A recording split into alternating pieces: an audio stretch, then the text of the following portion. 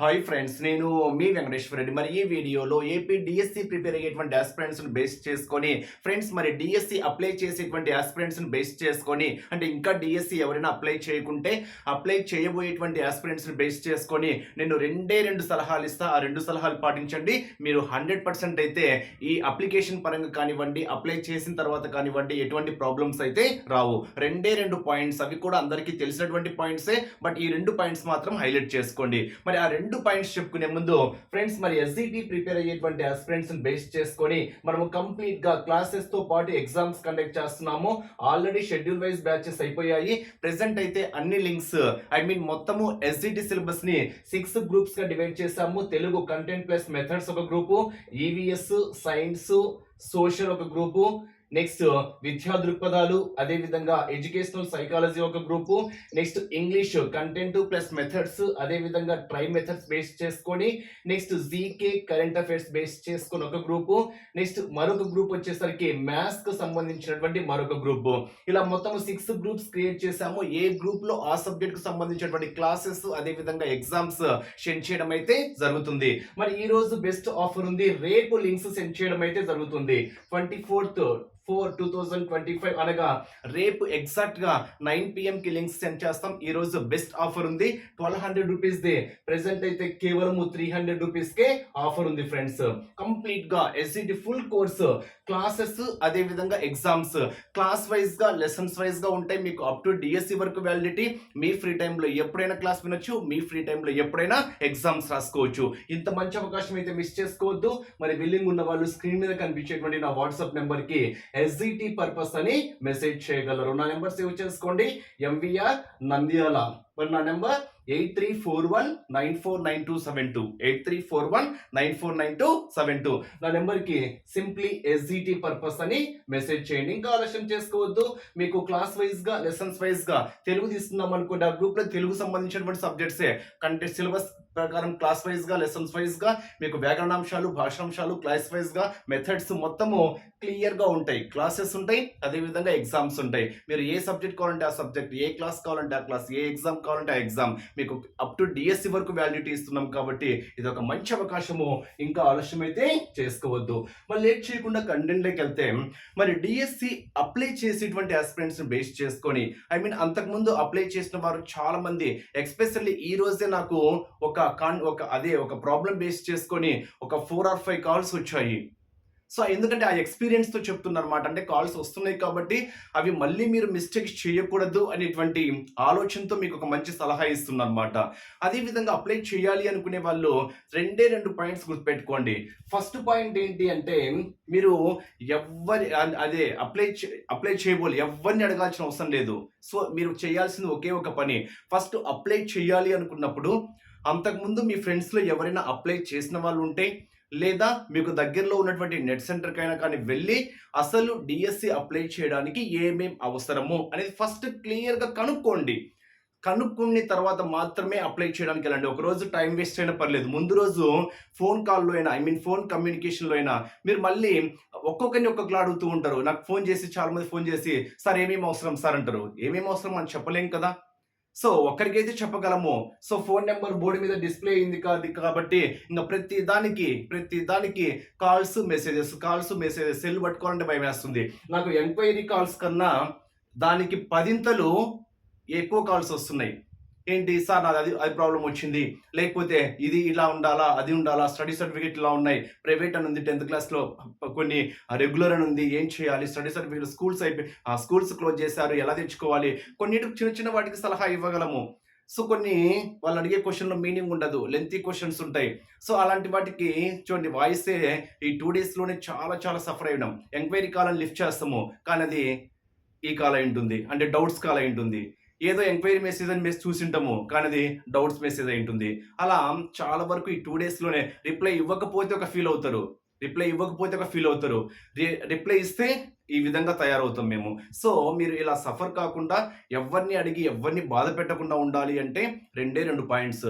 First, మీరు DSC apply చేయాలనుకున్నప్పుడు ముందు రోజు ఎవరైతే అప్లై చేసింటారో వాళ్ళకు కాల్ చేసి మొత్తం నీట్గా పేపర్ మీద రాసుకోండి. లేదా సోషల్ నెట్వర్క్స్ యూట్యూబ్లో క్లియర్‌గా డీఎస్సీకి ఏమేం కావాలనేది ఎవరో ఒకరు వీడియో క్లియర్‌గా చేసుంటారు. ఆ వీడియో అప్లై చేసేటప్పుడు క్లియర్‌గా వీడియో చేసుంటారు కదా! అది క్లియర్‌గా ఏమేమి అవసరము 10థ్ క్లాసు ఇప్పుడు డైట్ వాళ్ళనుకోండి 10థ్ class mark list okay. Inter mark list okay. Diet certificates okay. Next Aadhaar card xerox okay. Next photo okay. Study certificates ఎక్కడి నుంచి ఎక్కడి వరకు. నెక్స్ట్ ఈడబ్ల్యూఎస్ ఉంటే ఈడబ్ల్యూఎస్. ఇలా మొత్తం మీకు ఏవైతే అవసరం ఉంటాయో ఆ డాక్యుమెంట్స్ అన్ని ఇయర్స్‌తో సహా ఏది మనం మిస్టేక్స్ చేయకూడదు కాబట్టి మొత్తం క్లియర్‌గా అవన్నీ ఆర్డర్‌లో పెట్టుకోవాలి. ఇంకా ఏవైనా అప్లికేషన్స్ ఏవైనా అవసరము అంటే previous TET marks rank cards కానీ అవి ఏమైనా అవసరం అనుకుంటే అవి అప్లై చేసేటప్పుడు అడుగుతున్నాయి అడగటం లేదా అని ఎవరైనా అప్లై చేసిన వాళ్ళని అడిగితే వాళ్ళు క్లియర్‌గా చెప్తారు. ఒకరి మీద డిపెండ్ కాకుండా అప్లై చేసిన వాళ్ళు ఎవరో ఒకరు మీ ఫ్రెండ్స్ ఉంటారు. ఇన్ కేస్ ఎవరు ఫ్రెండ్స్ లేరనుకోండి, సో టైం వేస్ట్ అయినా అంతమందికి ఫోన్లు చేసి వాళ్ళని బాధ పెట్టే దానికన్నా ఒక నెట్ సెంటర్‌కి ఎళ్లారనుకోండి, ఏమేం డాక్యుమెంట్స్ కావాలంటే వాళ్ళు క్లియర్‌గా చెప్తారు. లేదా సోషల్ నెట్వర్క్ యూట్యూబ్‌లో ఎవరో ఒకరు వీడియోస్ ఇప్పుడేందంటే వీడియోస్ ఎక్కువ చేస్తూ ఉన్నారు కాబట్టి క్లియర్‌గా ప్రాసెస్ మొత్తం తెలిసుంటుంది. అది తెలుసుకున్న తర్వాత నెట్ సెంటర్‌కెళ్ళండి. అది ఫస్ట్ సలహా నేనిచ్చే సలహా. నెక్స్ట్ సెకండ్ సలహా ఏంటంటే చాలా మందికి ఇదే మనకి ఇంపార్టెంట్ ఇదే అన్నమాట. సెకండ్ సలహా ఏంటి అంటే అప్లై చేసేటప్పుడు జాగ్రత్తగా సో మొత్తము నెట్ సెంటర్ వాళ్ళ మీదనే భారం వేయొద్దు. ఈరోజు ఎక్కువ కాల్స్ అవే వచ్చాయి. సార్ నాది ఇంటి పేరు తప్పుబడింది. లేదా 10థ్ క్లాస్ ఇయర్ ఒకటి రాయిపోయి మరొకటి రాసాము. సో అంత నెగ్లిజెన్స్‌గా మీరు అప్లై చేసేటప్పుడు వేరే వాళ్ళకి కాల్ చేసినా కానీ మనము క్వాలిఫైడ్ వాళ్ళం. ఆల్రెడీ చదువుకున్న వాళ్ళము తెలిసి మిస్టేక్స్ చేయడం అంటే ఇదే. చూడండి ఇలాంటి చిన్న చిన్నవే తెలిసే మీరు మిస్టేక్స్ చేస్తున్నారంటే సఫర్ అయ్యేది తర్వాత మీరే. తర్వాత 8 ఆప్షన్ ఇస్తారో ఇవ్వరో తెలియదు. అంటే ఇంక ఎగ్జామ్ అయ్యేంత వరకు, హాల్ టికెట్ వచ్చేంత వరకు లోపల మనసులో ఒకటి ఉంటుంది కదా! అది తప్పు చేశాను, అది తప్పు చేశానని. ఆ తప్పు చేశాను మనసులో ఉన్నప్పుడు ప్రిపరేషన్ మీద అంత ఫోకస్ చేయలేరు. అది చిన్న మిస్టేక్ అనుకోండి అంత అనిపించదు. పెద్ద మిస్టేక్ అనుకోండి ఇంక 8 ఆప్షన్ ఇస్తారా, ఇవ్వడా అనేటువంటి ఒక టెన్షన్ అనేది లోపల ఉంటది.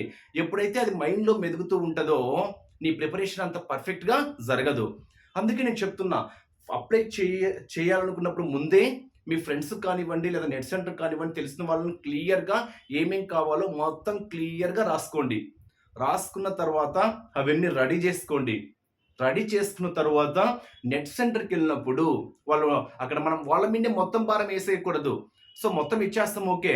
అప్లై చేసేటప్పుడు మన కంటి చూపు మొత్తం ఆ స్క్రీన్ మీదనే ఉండాలి. అంటే ఓన్‌గా అప్లై చేసుకునేటోళ్ళు తెలిస్తేనే అప్లై చేసుకోండి ఫ్రెండ్స్. మీ ల్యాప్‌టాప్‌లో గానీ, కంప్యూటర్‌లో కానీ ఓకేనా మీకు ప్రాసెస్ మొత్తం తెలిస్తేనే అప్లై చేసుకోండి. లేకపోతే నెట్ సెంటర్‌కే వెళ్ళండి.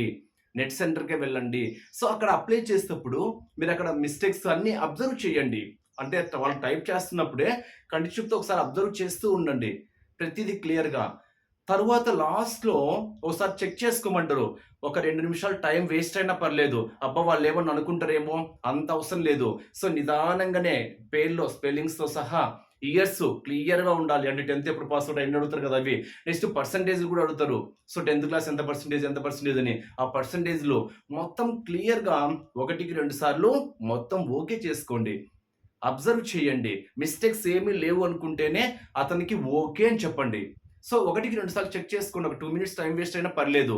సో, ఎక్కువ రష్‌గా ఉన్న నెట్ సెంటర్‌కెళ్లారనుకోండి, సో, వాళ్ళు ఫాస్ట్ ఫాస్ట్ చేసేస్తారు కాబట్టి, సో, మనం మొహమాట పడాల్సిన అవసరం లేదు. మొత్తం రాసేటప్పుడు ఒకసారి అబ్జర్వ్ చేయండి.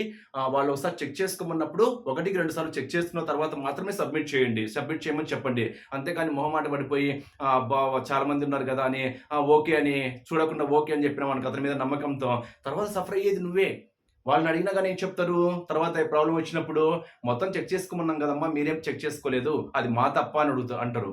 సో, అలాంటివేం క్రియేట్ కాకుండా తర్వాత మీ ప్రిపరేషన్‌లో ఎటువంటి డిస్టర్బెన్సెస్ క్రియేట్ కాకుండా ఉండాలి అనుకుంటే మాత్రము అప్లై చేసేటప్పుడు మాత్రము ఏవైతే డాక్యుమెంట్స్ కావాలో అవన్నీ రెడీ చేసి పెట్టుకోండి. అప్లై చేసేటప్పుడు అంటే ప్రాసెస్ జరిగేటప్పుడు కూడా స్పెల్లింగ్స్ కానీ, ఇయర్స్ కానీ, పర్సెంటేజ్‌లు కానీ మొత్తము క్లియర్‌గా అప్‌లోడ్ చేసేటప్పుడు సర్టిఫికేట్స్ కానివ్వండి, మొత్తము క్లియర్‌గా అన్నీ ఓకే. అక్కడ ఒకటికి 2 సార్లు చెక్ చేసుకున్న తర్వాత మాత్రమే మీరు ఓకే చెప్పిన తర్వాతనే సబ్మిట్ చేయమని ముందే చెప్పండి వాళ్ళకి కావాలంటే. అన్న నేను మీరు టైప్ చేసిన తర్వాత నేను ఓకే అని చెప్పినప్పుడు మాత్రమే మీరు సబ్మిట్ చేయండి. నెక్స్ట్ స్టెప్‌కెళ్ళిపోండి అని ముందే చెప్పండి. మొహమాట పడాల్సిన అవసరం అయితే లేదు. అంటే ఏవి తప్పులు చేయొద్దు అని చెప్తున్నా. సో, తప్పులు చేసిన తర్వాత మీరు ఆ తప్పనేది మీకు క్రియేట్ అయిందనుకోండి, ఏదైనా మిస్టేక్ కానివ్వండి, ఏదన్నా కానివ్వండి, అది మీ మైండ్‌లో అలాగే ఉంటే మీ ప్రిపరేషన్‌కి ప్రాబ్లమ్ అని ఒక ఫ్రెండ్‌గా సలహా ఇస్తున్నా. సో, తెలిసిందే. బట్ ఇప్పుడు నేను చెప్పిన 2 పాయింట్స్ మీకు తెలిసినవే. కానీ తెలిసి కూడా మరి చాలామంది నాది అది మిస్టేక్ పోయింది, ఇది మిస్టేక్ పోయింది, దానివల్ల ప్రాబ్లమ్ ఏమైనా ఉంటుందా అని కాల్స్ చేస్తున్నారంటే అది ఎవరి తప్పు? తెలిసి తప్పు చేస్తున్నట్టే కదా! ఆ తెలిసి తప్పు చేయడం ఎందుకు అని చెప్తున్నా. సో, ఇప్పుడు ఇనీషియల్ స్టేజ్‌లో ఉన్నారు మీరు ప్రిపరేషన్. ఈ 40 డేస్ చాలా చాలా కీలకము. నోటిఫికేషన్ వచ్చి అటు ఇటుగానే 3 డేస్ అవుతుందింకా. సో, కాలం అలా గడిచిపోతూ ఉంటుంది అంతే. సో, చాలా క్రూషియల్ టైమ్. ఈ 40 డేస్ చాలా చాలా ఇంపార్టెంట్ సమయము. ఈ సమయాన్ని దయచేసి వృధా చేసుకోవద్దు అని చెప్తున్నా.